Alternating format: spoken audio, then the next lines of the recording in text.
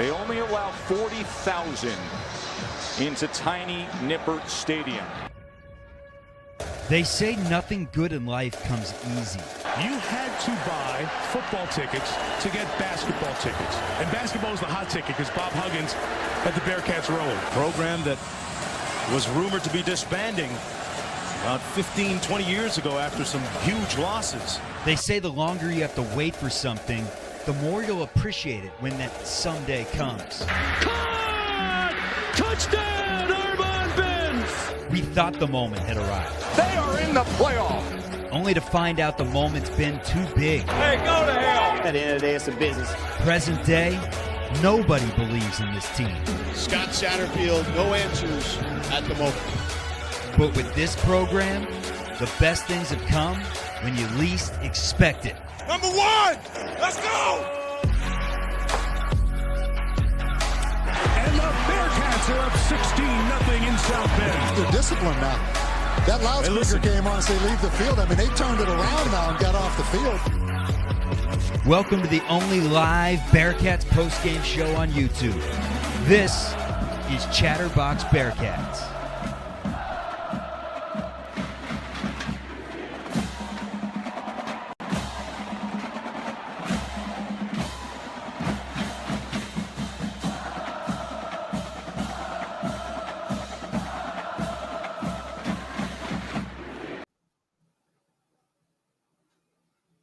Welcome to Chatterbox Bearcats. I'm your host, Hudson Klauke. We got Nick Niehaus joining us from Hyde Park. That's how you play football. It's that simple. We've been begging for this. We said this last week. I'm like, I just want to have a game where I don't have to be next to my TV in the last 2 minutes. I mean, we beat it. All due respect to Houston. I mean, we beat the living shit out of them. Are they a very good team? Probably not. But we've seen what Scott Satterfield has done historically, and to win like this at Nippert, man, I'm feeling good. The Cincy Lights, support your program, everybody. This goes to NIL for the Cincinnati kids. Crack it open. Enjoy yourself a few of these. Nick, how are we feeling after what we saw today? Well, especially after watching that intro video where I think it's Joe Tessitore talking about how Scott Satterfield had no answer for West Virginia. Talk about today. No answer from Houston to Cincinnati. I mean, just pure domination right from the start. I think the first series was a 3-and-out, or maybe, 3-and-out. But after that, it was pure domination. Manx gets a interception. And then from there, it was, I think I was just saying this to you right before we started, but how many Houston fans finished this game today? I mean, what percentage of them actually finished this game? It felt like they didn't have a single good play.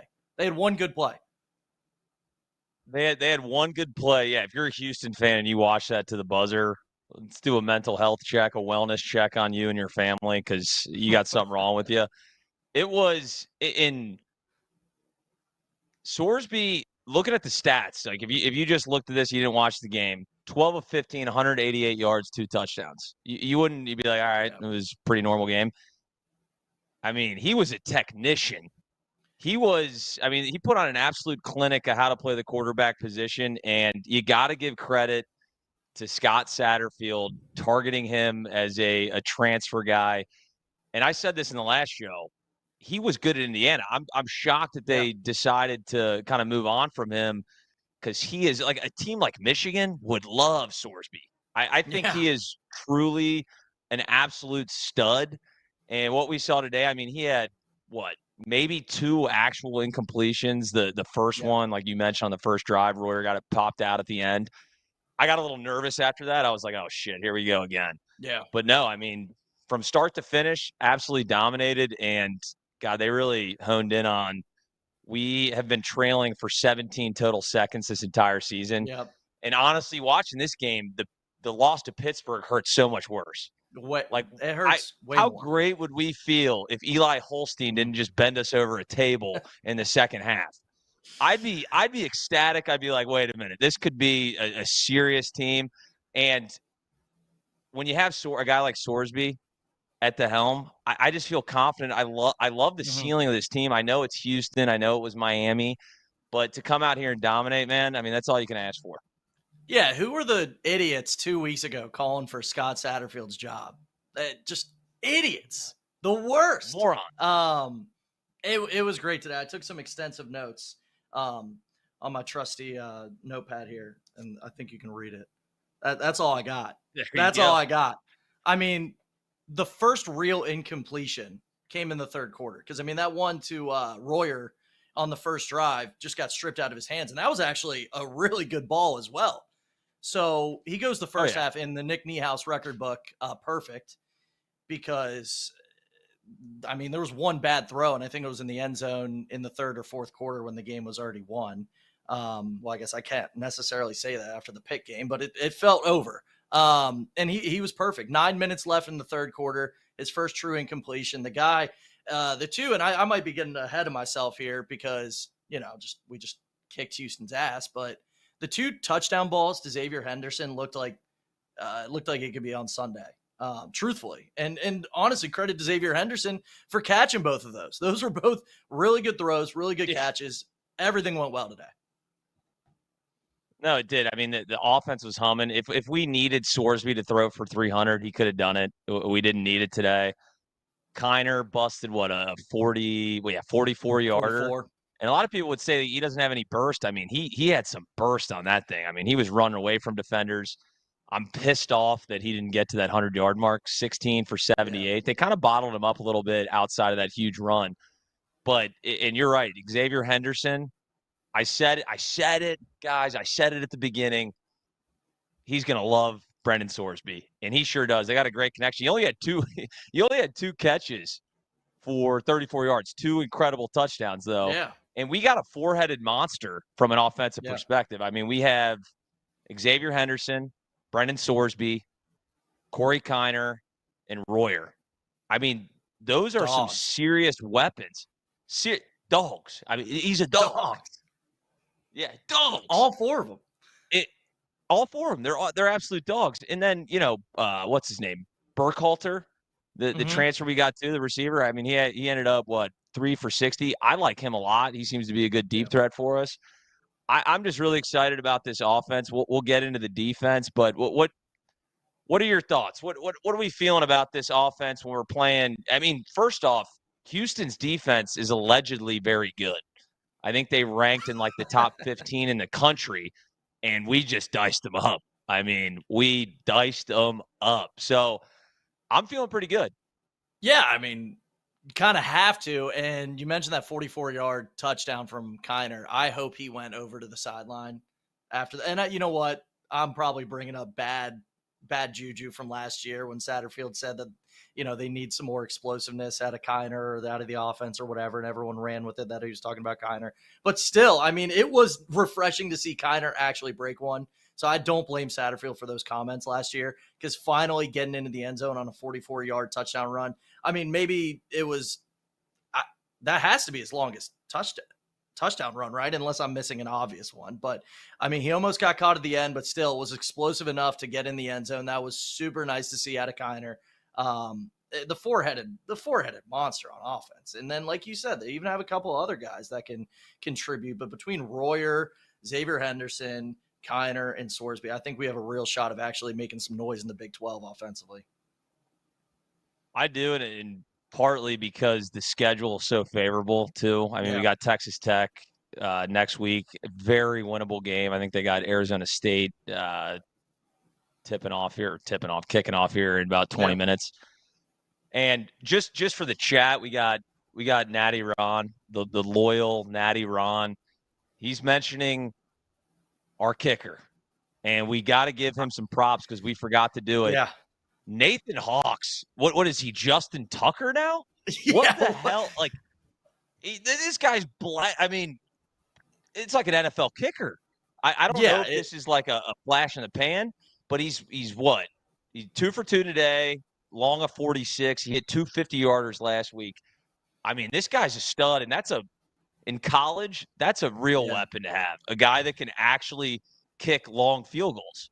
I don't know how he didn't win the job outright. I really don't. I was just getting ready to say, I was so curious what he's been doing in practice to not win this job off the get-go, because it seems like it's been forever since we've had a good kicker. Now I know it's college kickers, so like they're not going to all go out there and be Justin Tucker, Evan McPherson, but this kid's 3 for 3 with all three of them being 50-yarder, 50-yarder, 40-yarder. I mean, it's crazy. This kid came out of nowhere. He's they said he went to Wittenberg, right? So D3 kicker. Yeah.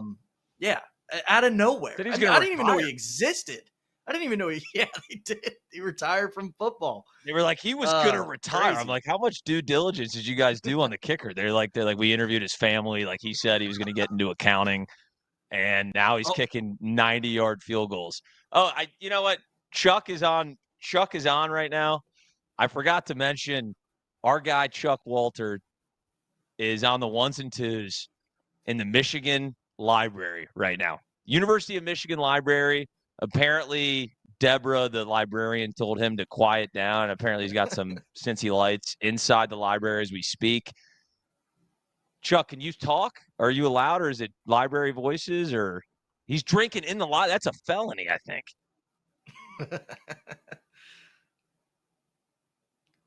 We can't hear. You're on mute, We can't dude. hear him. We can't hear him. Antoine Peak Jr., guys, that's now 5 straight wins over the Houston Cougars. I mean, they've beaten our asses in basketball for quite a bit, but we're keeping the voices down. I think I'm the only one on this floor today, maybe the only person in Ann Arbor in the library. But this is what we do, guys. When we're having live shows on Vine Street someday, you remember when we grinded this out in the library. Back to you. Yeah, started from the bottom. 5 straight against Houston feels good. That certainly feels good. Did I lose you, Hudson? You guys got me? You're back. You're back, baby.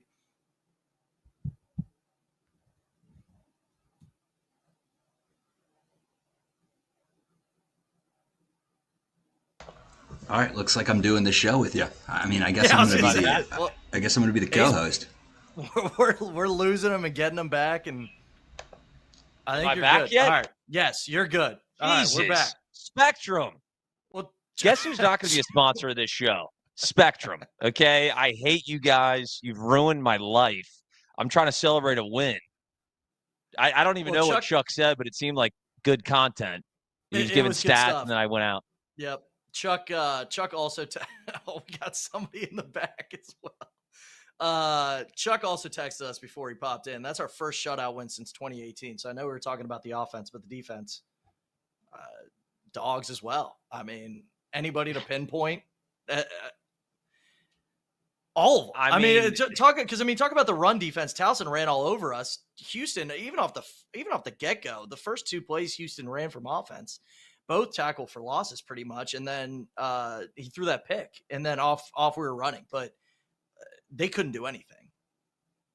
No, the defense, I don't care who we're playing. When you put up a performance like this, it's something to be talked about. And Lily mentioned it, to not overreact to game 1. Last year, we started out, played EKU. We looked unstoppable. Turns out we had the worst defense in college history that year. And we struggled against Towson. Yeah, they seemed to just run the ball down our throats, which is not a good sign. But since that game, the second half of Pittsburgh was disgusting. Yeah. But maybe Pittsburgh's good. Maybe all the Pittsburgh trolls, maybe they're going to win the ACC. I don't know. Maybe they will. But what we did today, and Donovan Smith, we kind of dominated him last year too. But he's a senior quarterback. He's played a lot of games, and he looked like he was lost. I mean, they brought in Zion Chris, who had never thrown a pass. They had to bring him in, and he doesn't look like he knows how to throw either. So it's just exciting to see our defense, and it looked like they were flying around, man. Like anytime they even got a ball thrown to them, we had 3 or 4 guys just hovering around him. The second they touched it, gang tackling, it was. You got to give credit to that defense because they were awesome today. Yeah, and it wasn't just domination today for UC. I mean, we talk about the Cincy curse, and it feels like nothing can go right all the time. And, I mean, just happened on Sunday with the Bengals and that defensive pass interference. But today, it was crazy. Everything went wrong for Houston. Everything went right for the Bearcats. Missed field goal when Houston was driving off the start. fumble in the red zone, another fumble in the red zone. I honestly, like, I started to feel bad for them, and then I remember that they've dominated us in basketball for the past few years, because I think this is the first game I've ever watched, either as a Bearcat or Bengals fan or Reds fan, where I'm like, man, it seems like every single ball is going our way. It's crazy. That never happens. You're right. You're 100% right. I actually, when they didn't throw the flag on some PI, and UC clearly came too early, I was like, guys, just throw the flag. They need it. Like, they need a first down here, please. Shout out Kellen Fisher joining the chat today, coworker. Not even a UC fan. He just loves the chatter. He's a true nut cutter, as they say. But no, man, you're 100% right. This was awesome. It felt a little surreal, and I know it's like, oh, act like you've been there before. We haven't been here before with Satterfield, guys. We have not won a game like this. Okay, so I'm gonna be way too optimistic about this season. Like I said, we got Texas Tech next week, but everybody had the pitchforks out for Satterfield, and I think you got to give credit when credit is due. And coached a hell of a game today from a defense, offense, at special teams. Like I said, Nathan Hawks. I wonder who got the game ball today. I guess it's got to be Sorsby, but there's so many guys that could have gotten it because it was just a great performance through and through. I can't even think of like a negative minus the long pass they threw. And I know the announcers were really honing in on, like, you see, like, their biggest kryptonite is the big play. And it did happen once, but I mean, hell, they gave up 0 points. Yeah. I think it's one of those things, if we could get a camera in the locker room and you see Scott Satterfield in his Southern accent giving the game ball to the entire defense. That would be my guess, right? Not a single player. Yeah, it might be. Because that one good play out of Houston. One good play out of Houston. It feels so good to say. And, you know, like, I called us idiots, obviously, to start the show, but that was his first FBS home win at UC. So, like, we finally can go home happy. It took a year and a few games, but that's good to see too. No, 100%. And listen, again, it hurts even more seeing what I think this team could be losing that Pittsburgh game. I feel like that was a game we needed. Like, I was hoping we could go unscathed 4-0 and then going to Texas Tech. I'd feel fantastic. But hey, we don't look in the rearview mirror anymore. Okay, it's all looking ahead, looking at the future, and I think the guys, like the four-headed monster we just described, every one of those guys is a transfer, and that means that Satterfield is attacking the portal in a great way. And like I said, I'm so happy to take the leftovers of Ohio State. I mean, shit. Joe Burrow didn't even start at Ohio State, guys. Yeah. Bring me all the second string Ohio State guys. Bring them over, okay? I saw Marshall was leading 7-0 at one point, and I was like, wait a minute, this could be wild. But listen, the roster construction, I think so far so good. We'll see when we get into real Big 12 play what this team is. But 3-1, losing a devastating lead to Pittsburgh really hurts. But God, if they would have pulled that out and we're 4-0, man, I'd be feeling absolutely fantastic. And, you know, vibes are high right now. Yeah, you said that off the start. Like, if we just didn't blow it against Pitt, how happy would this fan base be? Everybody be praising Scott Satterfield. You know, we have this, and I have a couple thoughts here. I'll get to the transfers in a second, but we have this in the middle. Are the Cats solid? Do you know? I don't know. I mean, yes, maybe, I guess. But winning that Pitt game, I would say, yeah, absolutely. I mean, we didn't. So I guess we're in a wait and see period. I think if we win on the road next week at Texas Tech, I'm saying yes, absolutely, we're solid. But also to the transfers, the only bad thing, and I listened to your midweek show, obviously, and like you said, I would take all the leftovers from Ohio State. I really don't care. The only issue, and this was the issue when we had Jerome Ford, is that we're going to have to hear it every single game from the announcers. Oh, the Ohio State transfers. Oh, here's Joe Royer, the transfer from Ohio State.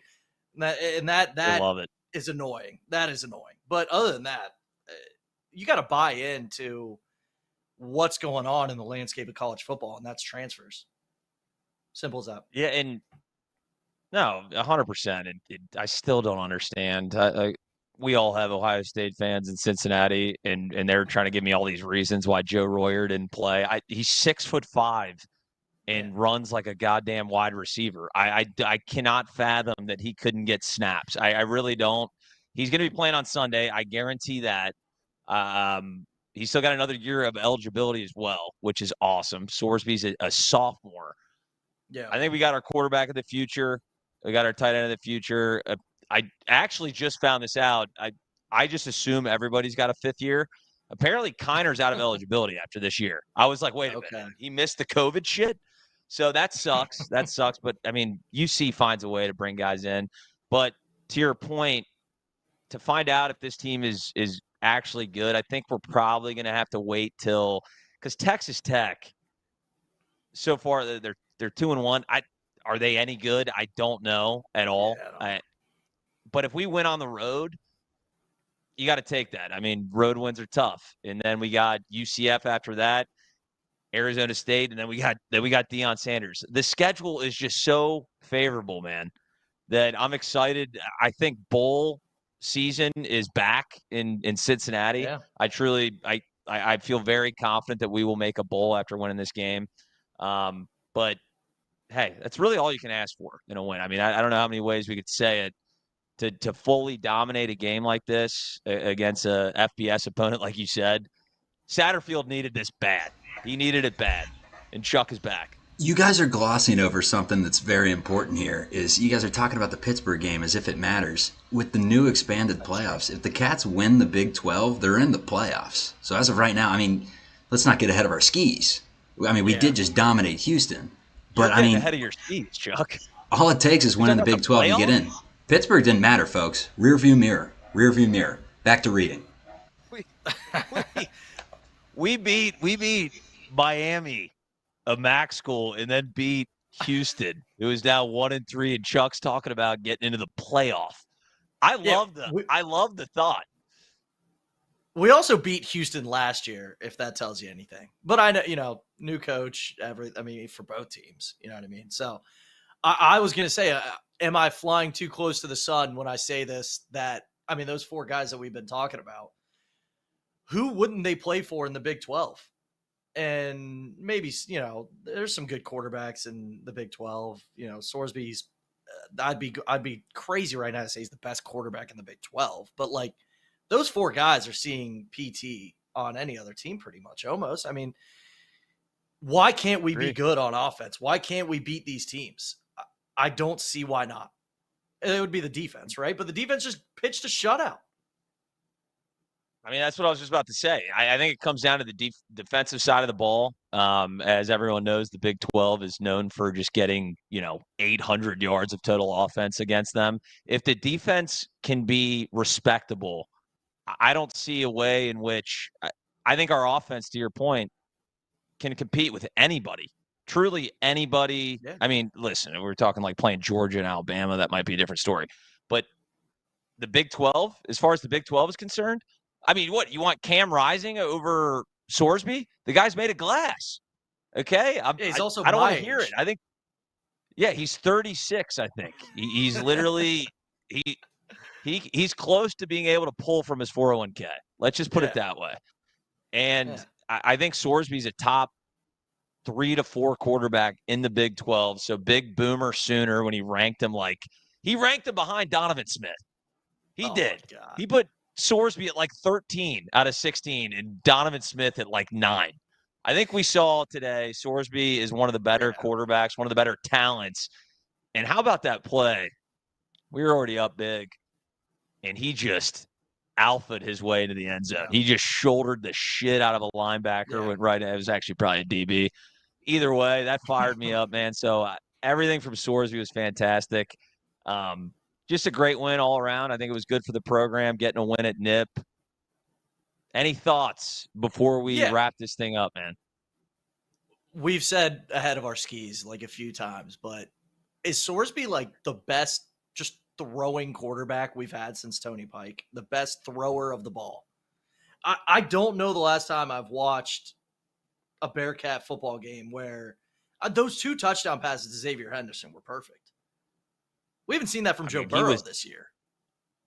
I mean, is he that'll be a good clickbait. Is Sorsby better than Burrow? Do not Burrow? clip that. No, is Sorsby better than Burrow? No. Wait a minute. I'm just saying. Those right. 2, there was right where they had to be, and Xavier Henderson made a great play on the ball. Both of them were perfect throws.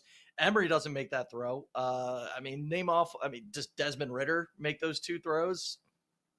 No. I don't know. Desmond Ritter's busy ripping off 90-yard, quarterback options. So, I mean, he was awesome. Don't get me wrong. But Des Ridder was awesome. There.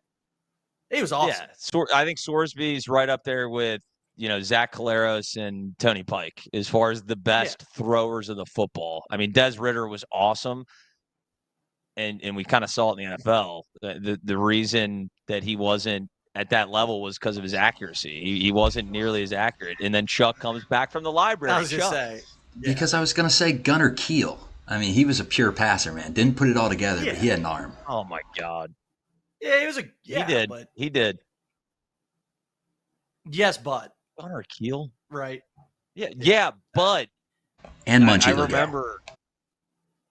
Munchie Legault, I mean, Chuck, go read a book or something. Get out of this goddamn show if you're going to bring up Munchie Legault. No, I mean, Gunnar Keel was great, too, as far as just a pure passer. But all those quarterbacks have been good. I mean, Munchie was good. Desmond Ridder was obviously very good, leading us to the playoff. But I just haven't seen these throws in a Bearcat uniform in a long time. Really haven't. And he's a sophomore. He's a sophomore, dude. He's got a couple years left. So, I mean, I can only imagine what this guy can turn into. And he looks incredible. Just the pocket presence that he has. I just feel confident. It's been a while since I felt confident in a UC quarterback. I mean, Ridder wasn't that long ago, but recently it's like, God, when Emory Jones would drop back, I'm like, that's going to be a pick. And every time Sorsby drops back, I'm like, God, he's throwing a dime, isn't he? He's going to throw another dime, and he does. And the announcers were obsessed with Sorsby. I was like, oh my God, these guys are a little too horny for it. It was almost like Tony Romo and Patrick Mahomes. I was like, guys, relax a little bit, ease up. Yeah, he didn't eclipse 200 yards, did he? He didn't have to, obviously. He didn't have to. We're talking about how amazing this guy is. He had less than 200 yards. I mean, but still, just the throws themselves are so good. This is a classic watch tape, watch ball. Like if you pull there's going to be some troll from Texas Tech who's like, this Sorsby's guy sucks. He only threw 190 yards against Houston. They won by 34. Like, learn ball. All right, that's you just have to reply on Twitter. Learn ball, like watch ball. Yeah, be a ball knower, brother. You don't get it. But no, I think we covered it all, man. But Texas Tech on the road. If we win this game, we said it 60 times. I'll be 100 yards over my skis once we beat Texas Tech, man. Yeah. So we're getting the music. I wrote some notes on Texas Tech real quick. All right, they got taken into overtime by Abilene Christian week 1. Come on. That's all I got to say. I'll end it there. I hear the music. It's like the Oscar speech. I got to get out. They got taken into overtime. I thought you had like a 40-minute write-up about Texas It's a long Tech. song, fellas. It's a long song, fellas. You got 3 more minutes to go. It's a little DMX. Okay, I got some more. I mean, losing by 20 to Washington State is just like classic look at the schedule. Losing by 20 to Washington State. I mean, they smoked North Texas. I mean, Taj Brooks is supposed to be the guy in the Big 12. Everybody was raving about him as a running back. So that might be something to look for. But outside of that, like you said, very favorable. We can go in there and we can win this game for sure. Absolutely. I'm interested to see, thank God that me and Lily didn't jump off the train of just betting Bearcats money line every game, because that's another W for me, folks. I didn't lose faith after Pittsburgh. I almost cashed out. We were up 21 because I saw it against Pittsburgh. I'm interested to see what that line will come out as. I assume it'll be close to a pick 'em on the road at least. And I think, again, hammer the Cats. Hammer the Cats. But this has been – Chuck's giving me the damn graphic. This has been Chatterbox Bearcats. We're going to call it a show. This was very fun. I hope we get to continue to do these after a W. Nick Niehaus, my joyous co-host today. It's been fun, man. We're going to do a midweek show. Me and Lily will be kind of talking about this in the upcoming matchup against Texas Tech. But Niehaus, any last words before we jump off, man? No, that was fun. That was fun. We need more of that. Just, simple as that. Give me more of that, and Amen. I'll be joyous, like you said. Amen, fellas. Hey, thanks for joining the stream. Like and subscribe. Until next time.